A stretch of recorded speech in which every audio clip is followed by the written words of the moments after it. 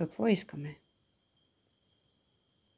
Питам се дали някога сте се замислили как пропиляваме живота си, как прахосваме енергията си, защо сме хора втора ръка. Не откриваме нищо друго, освен рутина, скука, самота и страдания и на тялото, и на душата. За съжаление, животът ни сега няма никакъв друг смисъл, освен изкарването на прехраната, което е явна необходимост. Животът ни е фрагментиран, разбит, а фрагментираният ум е покварен ум. Думата покварен означава, че умът е загубил своята цялост. Какво искаме? Какво сме постигнали? Какви сме станали? За повечето от нас животът е работа, борба. Да имаш успех в нашето общество означава да печелиш пари. Ние се стремим към власт, положение, престиж и така водим буржоазен, ограничен, повърхностен, празен живот, изпълнен със всевъзможни мнения, преценки и вярвания. Изглежда, това е пропилян живот. Никога не сме щастливи, освен когато постигнем удоволствията, които ни доставят известно чувство на радост, на задоволство, удовлетвореност. Но ако се вгледате по-внимателно в себе и изключите онова, което сте научили от книгите и от обичаите на страната си, не мислите ли, че във вас няма абсолютно нищо друго, освен онова, което сте вложили в ума си? Това, което сте вложили там, е продукт на мисълта, а тя не може да осъществи цялостната дейност на човешкото същество. Мисълта е само частична, фрагментирана дейност. Осъзнавайки, че животът ни в момента е празен, повърхностен и изпълнен с тъга, ние търсим спасение във всякакви удоволствия, религиозни или така наречените светски удоволствия, т.е. да печелим пари, да си доставяме все повече наслаждения, да купуваме все повече вещи, изграждайки консуматорското общество и най-накрая да свършим в гроба. Това е нашият живот и в него няма нищо свещено, нищо истински религиозно. Животът е сериозен и само сериозните хора живеят истински. Лекомислените хора търсят развлечение при гурутата и проповедниците, при интелектуалните философи и онова, което ни казват те, се превръща в наш живот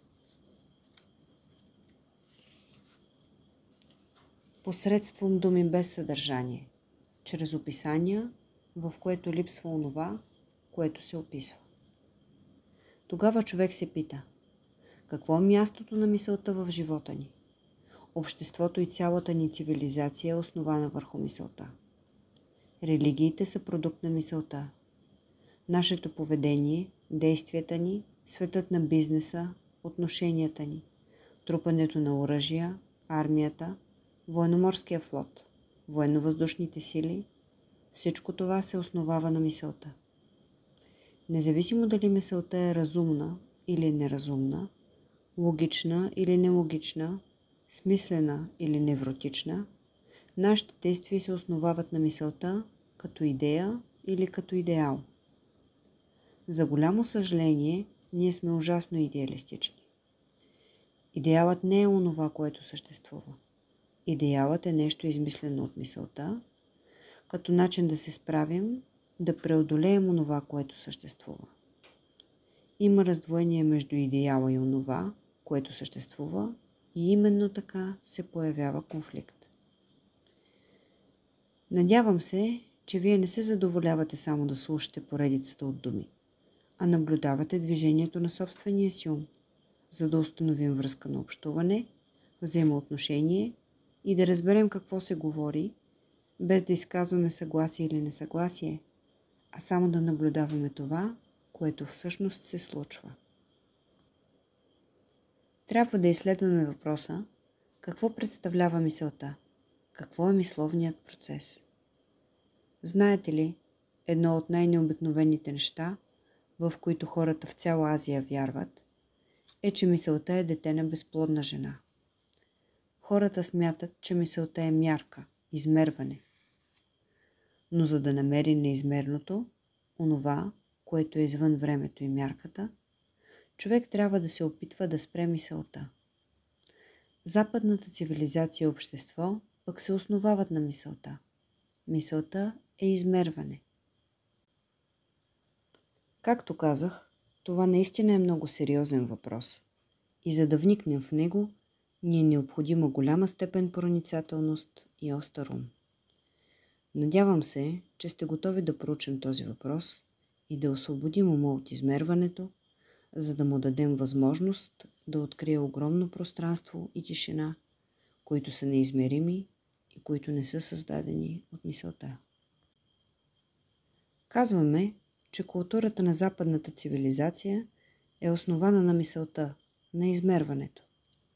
От това измерване е произлязъл технологичният свят, военното изкуство. В този свят религията е въпрос на вярване, на преклонение, пропаганда, на спасители и така нататък. На изток хората използват мисълта, за да проникнат отвъд мисълта, а на запад са приели измерването, прогреса. Начинът на живот там е основан на техниката, на търсенето на все повече и повече удоволствия, притежаването на вещи, поезията, литературата. Сериозният човек трябва да се запита какво е мястото на мисълта в живота. Каква е функцията на мисълта, която може да бъде или смислена, логична, разумна, или мисъл, която покварява живота, която отдава значение на материалните неща, на собствеността, парите, на удоволствията. Мисъл, натрупала толкова много външна и вътрешна информация. Какво е мястото на мисълта и каква е връзката й с действието? Животът е действие, взаимоотношенията са движение в действие. Има ли такова поведение в живота, което не е ограничено от времето, мисълта и измерването? Да живееш означава да действаш. Каквото и да направим, то представлява действие. И ако то е свързано с миналото, преминава през настоящето към бъдещето, тогава действието никога не освобождава, винаги е частично, непълно. Такова действие е изопачено и неистинско. И така, какво представлява действието и каква е връзката му с мисълта? Мисълта е отклик, реакция на паметта под формата на знание и опит, съхранени в мозъка. Не е нужно да четете научни и психологически книги, защото можете да наблюдавате това в себе си, ако наистина се интересувате. Без памет вие не можете да действате, не можете да запомните думите и изпадате в състояние на амнезия, на пълно объркване. Мисълта реагира на всички предизвикателства съобразно обусловеността си. Ако сте християнин, индуист, будист, комунист или капиталист, вашето съзнание е обусловено и то ръководи действията ви. Тази обусловеност е породена от паметта, опита и знанията за културата и обществото, в което живеете. Това е очевидно, не е ли така? Значи мисълта, изразена в действие, е фрагментираща, разделяща и предизвикваща конфликт. Ние трябва да разберем това, защото се опитваме да намерим такъв начин на живот, в който няма никакъв конфликт и тъга. Живот, който е всеобхватен, пълен, хармоничен, здравомислещ. А мисълта може би е един от факторите, който предизвиква фрагментация, разделение и следователно е причината за изопачаването. Затова трябва да установим каква е функцията на мисълта и какво е мястото й в човешките отношения. Можем лесно да разберем, че мисълта е важна в областта на технологията. В областта на знанията, мисълта може да функционира логично, разумно, обективно и ефективно. Но ефективността, разумността и обективността се опорочават, когато мисълта се домогва към обществено положение чрез технологията. Ако човек иска да постигне обществено положение чрез функцията на техниката, тогава неизбежно възниква конфликт и се получава опорочаване. Това е ясно, но вашата обусловеност е толкова силна, че се стремите към обществено положение въпреки логичното, разумното, рационалното мислене. Продължавате да се стремите към положение, което води до конфликт, опорочаване, корупция. Корупцията не е само да вземеш пари от някого или да извършиш грозни неща. Дълбоката причина на корупцията, опорочаването е това, че мисълта раздробява действието на части. Интелектуално действие, емоционално, физическо или идеологическо действие. И така, в човешките отношения съществува ли поведение, което е пълно, всеобхватно, а не фрагментирано? Има ли действие, което не е контролирано от мисълта, от измерването и не зависи от миналото? Действието може да бъде една дума, жест на презрение или на одобрение. Пътуването от едно място на друго също е действие. Има действия, извършени според определена формула, според някое мнение, идея, идеал, действие, извършено въз основа на невротично или рационално вярване. Тогава действието се извършва или според модел от миналото, или съгласно някаква абстракция за бъдещето. Най-важното и основно нещо в живота са отношенията. Поведението, добродетелта, човешкото държание в обществото са основани на отношенията. А мисълта представлява измерване, конформизъм, действие според определено заключение, някакъв опит, който винаги е от миналото. Какво е мястото на мисълта в човешките отношения? Ако тя има място в взаимоотношенията, тогава тя ги ограничава, контролира и затова тези отношения са фрагментирани, откъслични и водят до конфликт. Има два принципа, на които се основава животът ни – удоволствието и страха. Моля, наблюдавайте това в себе си. Удоволствието е станало изключително важно в живота. Има различни видове удоволствия – сексуални, интелектуални, удоволствието от притежаването на пари, власт, престиж, собствена важност, когато азът, егото се утвърждава, когато се налага или подчинява на тиранията, за да постигне нещо. В отношенията удоволствието се проявява под формата на зависимост.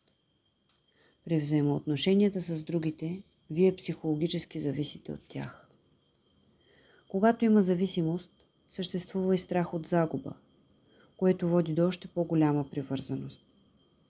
Желанието за сексуално удоволствие е съвсем очевидно. Странно е, че това удоволствие се е превърнало в най-важното нещо в живота. Съществува удоволствието от зависимостта, това да зависиш психологически от някой друг, защото човек се страхува да бъде сам, да е самотен, безнадежден, да не бъде обичан, да не изпитва любов и така нататък. Значи, съществува стремеж към удоволствията и непрекъснато желание да избегнем страха. А мисълта подхранва и двете неща. Вие мислите за вчерашното удоволствие и се надявате да го преживеете отново днес. Ако не го получите, изпитвате страх, тревога, ставате неспокойни, боязливи, разгневени. Наблюдавайте това в себе си. Съществува и проблемът със страха. Преживеният със страх живот е мрачен, грозен. Повечето от нас се страхуват от различни неща. Възможно ли е умът да се освободи напълно от страха? Никой не иска да се лиши от удоволствието, но всички вие желаете да се освободите от страха. Не виждате, че удоволствието и страхът вървят заедно, че те са двете страни на една монета, подхранвани са от мисълта. Ето защо е толкова важно да разберете какво е мисълта. Да, хората се страхуват. Изпитваме страх от смъртта, страх от живота, от тъмнината, от съседа си, от себе си. Опасяваме се да не загубим работата си, а има и по-дълбок, подсъзнателен страх, стеен в дълбините на собственото ни съзнание. Съществува несигурност, която води до търсенето на сигурност. Възможно ли е съзнанието да се освободи напълно от страха, да бъде свободно и да се радва на живота? Невъзможно е да се радвате на живота, ако се страхувате. Може ли да премахнете страха чрез анализ? Или пък анализът е форма на парализа на ума и не премахва страха? Вижте какво означава това. Вие сте свикнали с анализа. Той се е превърнал в интелектуално развлечение. При анализа има анализатор и анализирано.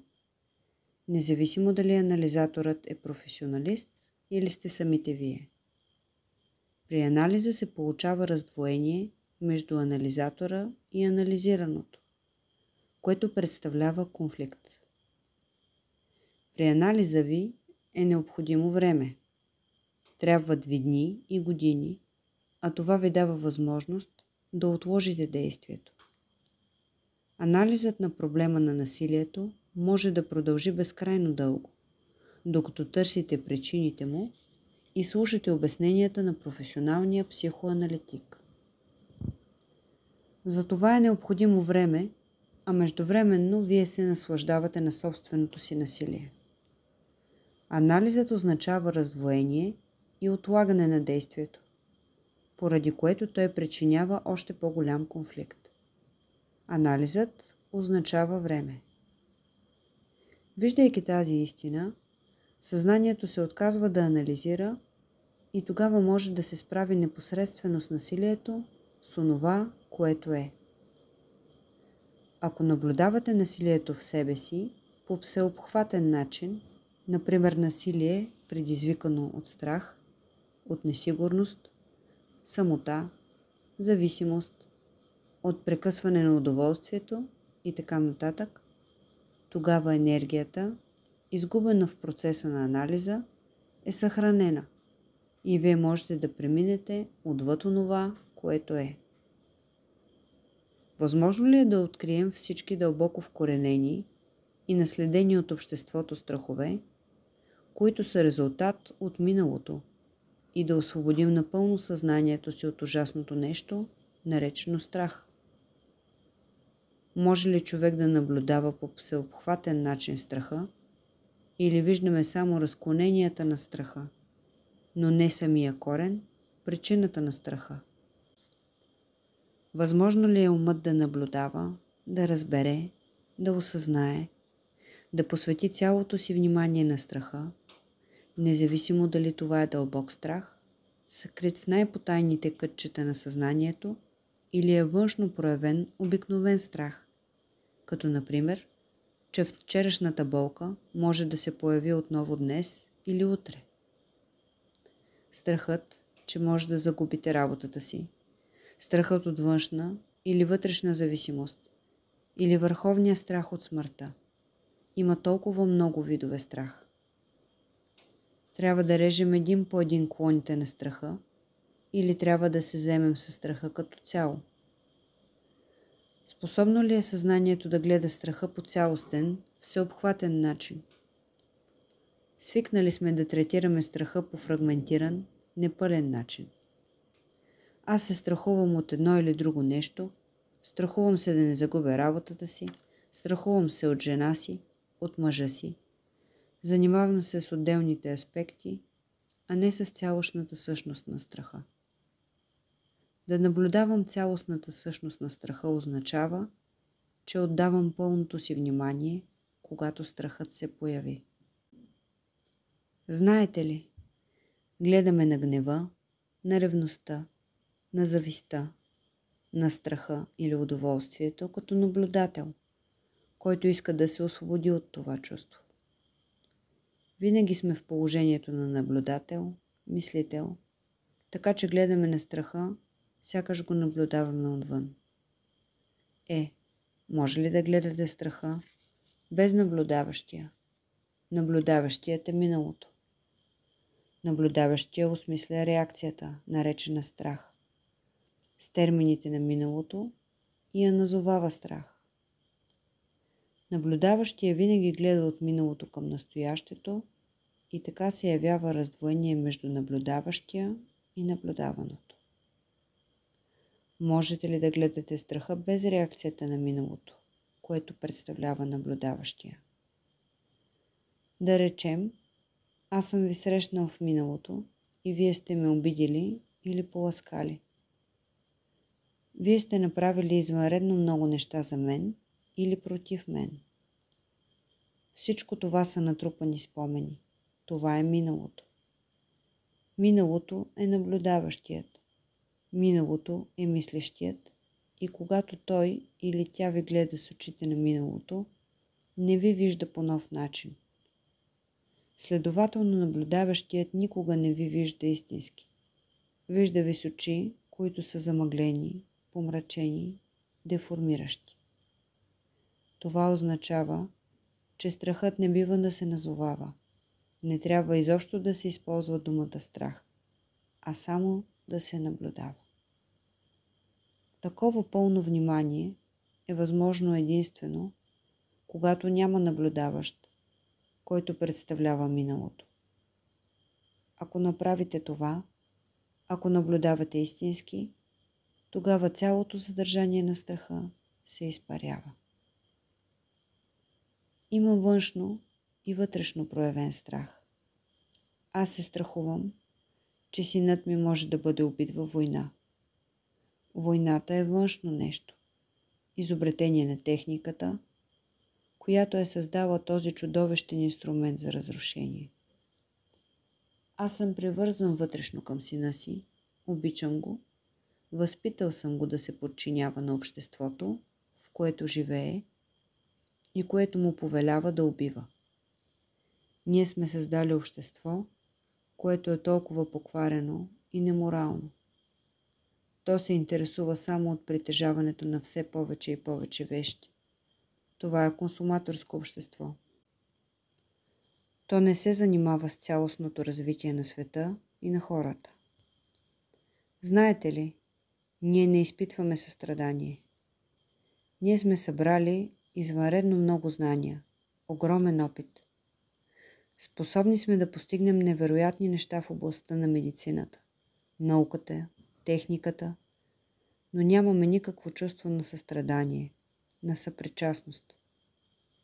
Състраданието означава да изпитваш страстна съпричастност към всички хора, към животните, природата. Как може да има състрадание, когато изпитвате страх, когато умът ви непрекъснато е зает как да си достави удоволствие? Желаете удоволствието, но също искате да подчините страха си, да го заровите в дън земя, а същевременно се стремите и към състрадание. Желаете всичко това, но не може да го имате. Ще изпитате състраданието само ако не изпитвате страх. Може да изкорените напълно страха, ако наблюдавате реакциите си, без да ги назовавате. Самото назоваване е проекция на миналото. Значи мисълта подхранва и желая удоволствието, но същевременно засилва страха. Аз се страхувам какво може да се случи утре, страхувам се да не загубя работата си, плаша се от времето, което означава приближаването на смъртта. Значи мисълта е причината за появата на страха. Но ние живеем с мислите си, всекидневната ни дейност се основава на мисълта. Какво място има мисълта в човешките взаимоотношения? Вие сте ме обидели, което оставя спомен, следа, под формата на спомен, и аз винаги ви виждам чрез този спомен. Или ако вие сте ме поласкали, аз ви виждам в този спомен. Значи аз никога не ви виждам без намесата на очите на миналото. От това следва, че е извънредно важно да разберем какво е мястото на мисълта в отношенията. Ако има място за нея, тогава отношенията се превръщат в ежедневна, механична, рутинна дейност с безсмислени удоволствия и чувство на страх. Тогава човек си задава въпроса: какво е любовта? Продукт на мисълта ли е любовта? За съжаление, тя е била превърната в продукт на мисълта. Ние обичаме Бог, обичаме човека и унищожаваме природата. Човек трябва да размисли и да навлезе дълбоко в този въпрос, за да се убеди сам какво е любовта, защото без нея, без това чувство на състрадание, винаги ще страдаме. Но за да достигнете това чувство, за да изпитате дълбоко състрадание, вашият ум трябва да разбере какво представлява страданието, защото страстта и съпричастието идват в резултат на страданието. Кореновото значение на думата страст е мъка, страдание, но повечето хора избягват страданието. Това не означава, че трябва да приемем физическото или психологическото страдание. Това е глупаво. Но дали мисълта не е дейност на страданието? Или страданието е нещо съвършено различно от мисълта? От изключителна важност е да разберем механизмите на мисълта, но не словесно и повърхностно, а да наблюдаваме и разберем какво представлява мисленето и да установим връзката му с всекидневния ни живот.